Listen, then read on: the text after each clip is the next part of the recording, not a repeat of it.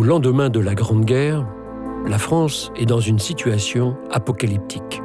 1 397 000 morts. Parmi les blessés, 1 100 000 ont une invalidité permanente. 65 000 combattants sont amputés. 15 000 sont blessés de la face.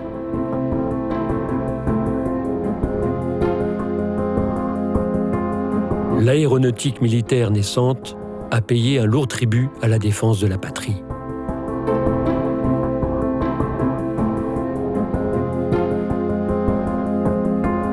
Dans le plus extrême dénuement, les veuves devenues chefs de famille doivent faire face à tout. Les drapeaux remisés et les musiques militaires devenues silencieuses, il apparaît que le temps est aux économies et au besoin d'oublier.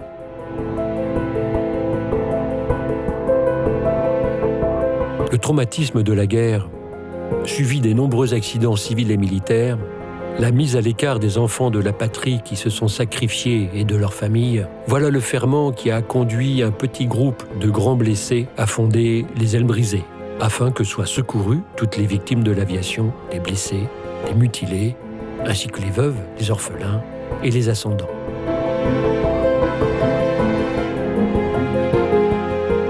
Depuis, la solidarité ainsi établie continue à guider l'action de l'association au fil du temps et des événements.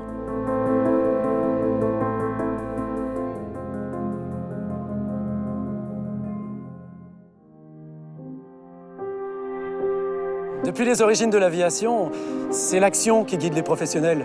Le service commandé, c'est tous les jours. Et tant qu'il n'y a pas de problème, les catastrophes, on n'y pense jamais. Pourtant, un jour, elles vous rattrapent, sans prévenir. Un collègue, un ami. Il est nécessaire que la solidarité qui prévaut dans les équipages se prolonge au retour de la mission et se perpétue au jour le jour, concrètement, activement dans la communauté de l'air.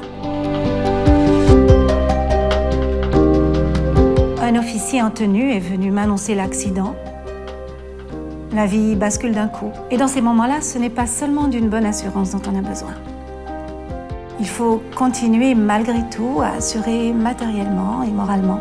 Pour sa famille et pour soi, dans ces moments difficiles, l'écoute, l'amitié et la solidarité sont indispensables.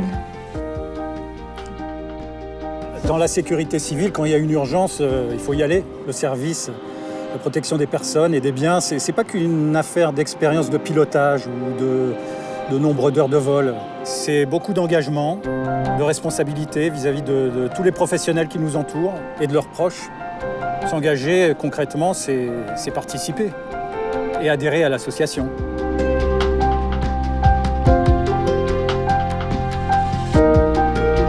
Il faut lutter contre le vide et la solitude qui s'installe très vite autour d'un événement comme ça.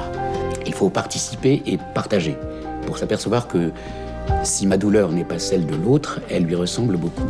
La solidarité n'est jamais aussi efficace que quand elle devient l'affaire de tous, et même de ceux que le destin ne frappera jamais. Nos métiers de l'aérien requièrent non seulement du sang-froid face aux situations d'urgence, la capacité à décider rapidement, l'obsession de la sécurité et du bien-être des passagers, autant de valeurs associées à l'attention portée aux autres. Par vocation, nous consacrons nos vies à cette grande aventure. Mais quand le destin frappe brutalement, notre devoir le plus évident est d'être solidaires de tous les professionnels et de leurs familles qui, comme nous, font de leur passion leur métier.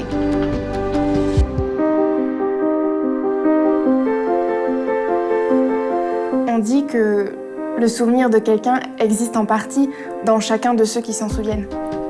Alors, plus on est nombreux à se souvenir, plus le souvenir est fort.